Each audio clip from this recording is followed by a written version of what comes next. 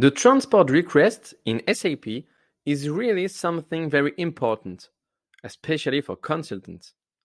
I will present you here how they work and what they are used for.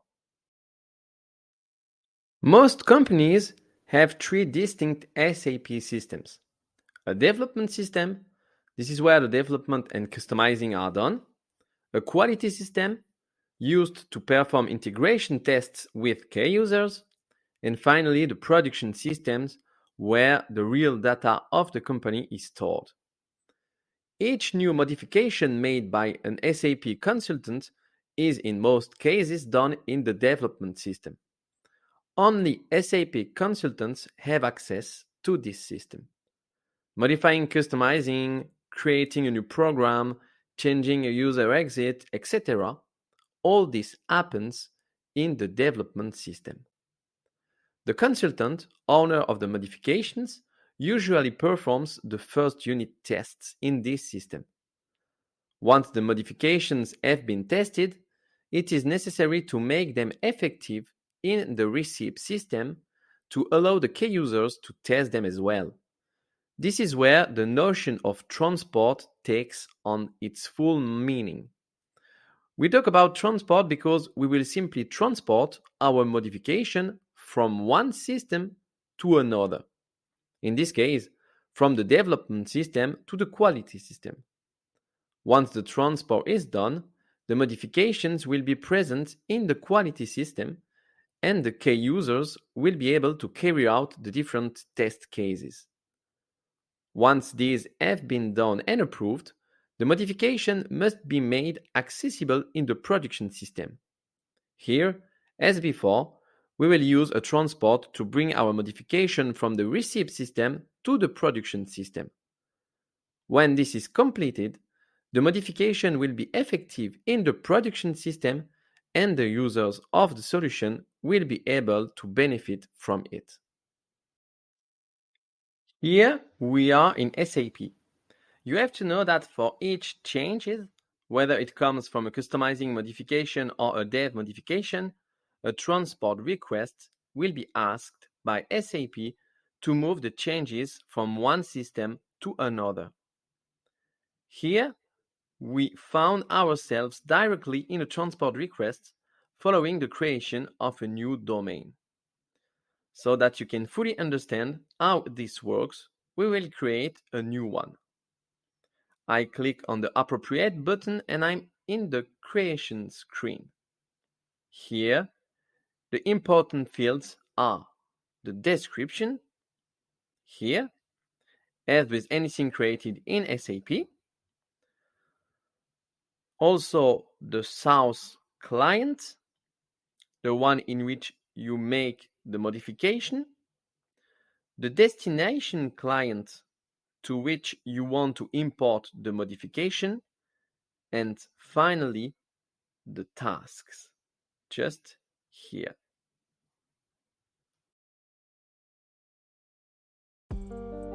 Regarding tasks, each transport request can contain one or more jobs known as tasks.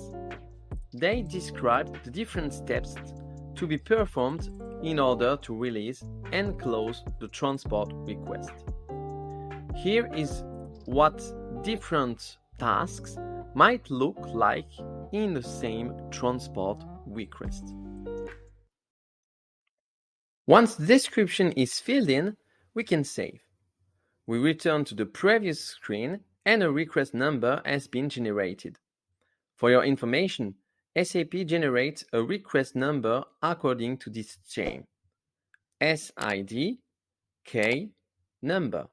SID for the system ID and the number for the number range defined starting by 9.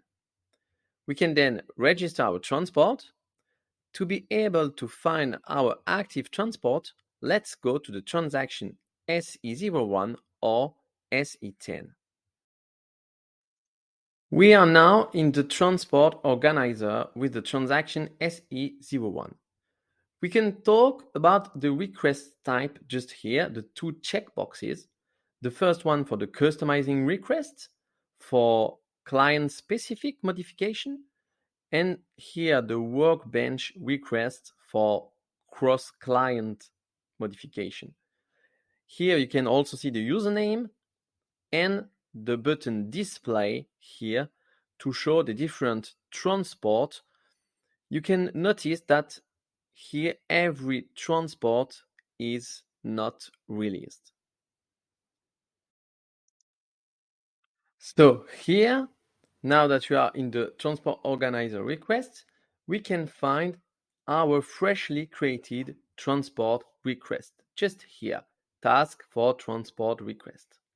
I can see here the number of my requests, and if I click on the button just on the left, just here, I can open and I can see here the task. So for this transport request, I have only one task, but in some other case, I can have multiple tasks, just like here. I have two different tasks for mine and another colleague.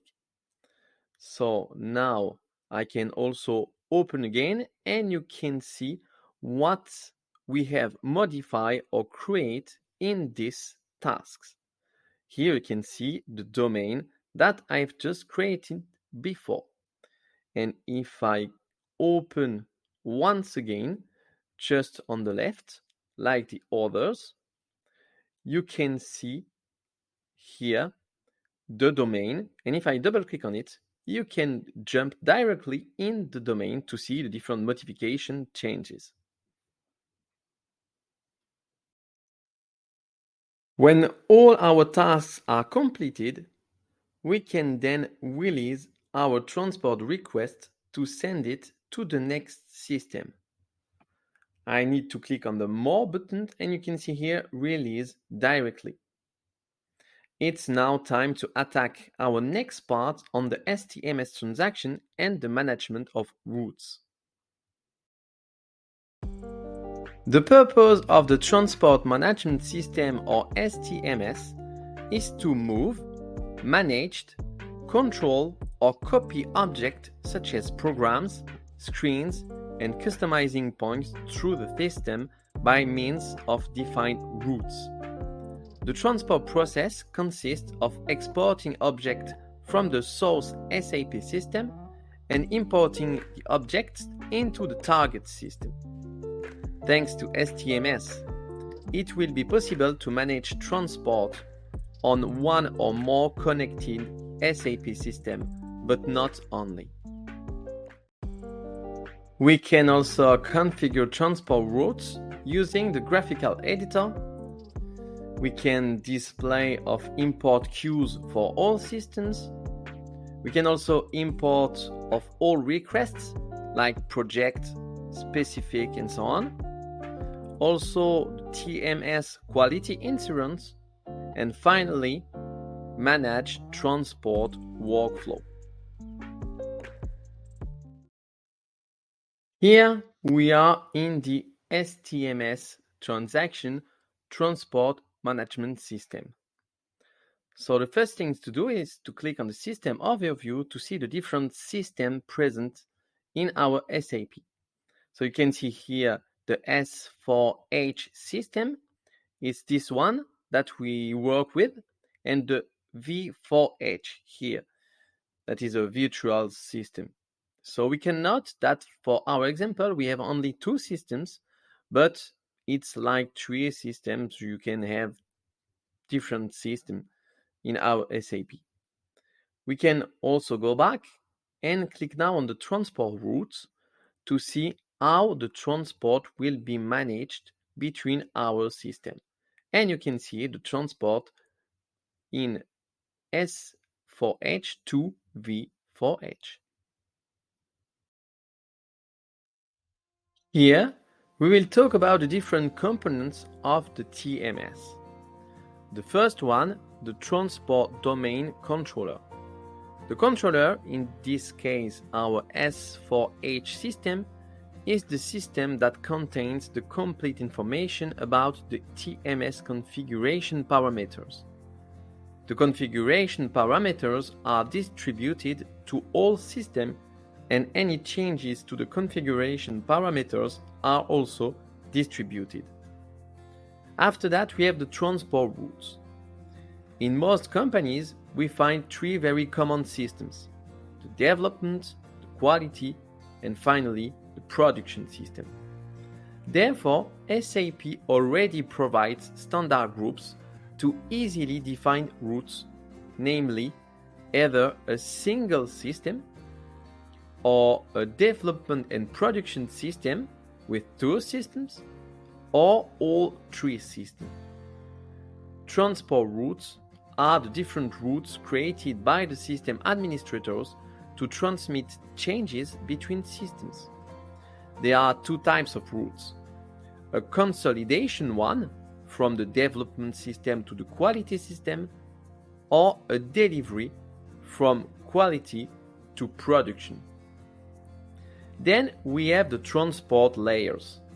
The transport layer is used to group together changes to objects of the same nature. Transport layers are assigned to all objects from the dev system. The layers are needed for consolidation transport routes, but they are not needed for delivery transport routes. And finally, the import queue. This is where you will find the request to import. This place is important because it will allow you, in the case of a three-tier system, to transport delivery requests, which will go into the production system. To go in the import queue, we can click on the import overview just here. And we are here in the import overview for our SAP.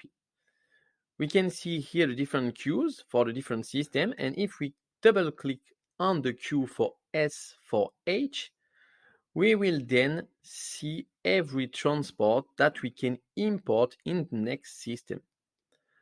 To do it, we can click on our request and click on the More button just above here.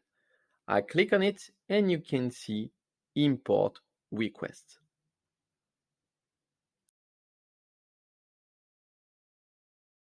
Thank you for watching this video. Feel free to give us a feedback on this series and tell us if you like the concept. See you soon for our next episode.